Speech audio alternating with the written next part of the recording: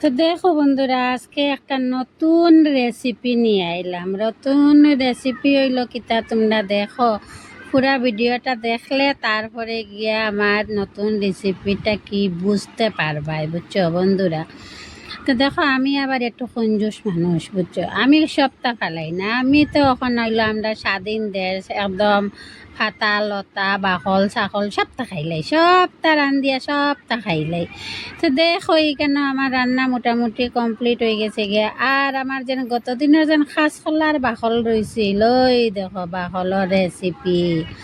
বাকলের মধ্যে শীতল দিয়া পেস্ট করিয়া কাঁচা টমেটো দিয়া সব কিছু দিয়া, বুঝছো বন্ধুরা। আর একটা মাখা বানাই লিছি, বর্তা বর্তা বর্তা খেয়ে খেয়ে খাইতে পালা পাও।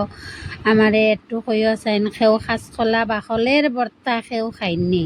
তো দেখো এখানে ডিমের রসা বানাই নিলাম, চচ্চড়ি আলু ছাড়া। এখানে দেখো আমার ডিম রসা রেডি, আর এখানে দেখো বর্তাও রেডি। বর্তা পুরা একদম আদা বাটি হয়ে গেছে গিয়ে আমার বর্তাগুলা।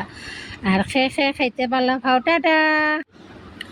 তো রান্না আমার কমপ্লিট হয়ে গেছে গিয়া। যার ভালো লাগে আইজিও খাইয়া যাইবাই। আর আমার রেসিপিটা কীরকম লাগলো একটু কমেন্ট করিয়া জানাইবাই। দেখছো বর্তা, বাকলের বর্তা বানাইলিছে, আজকে খাওয়া হইব একদম ঠাস আইয়া, টাটা।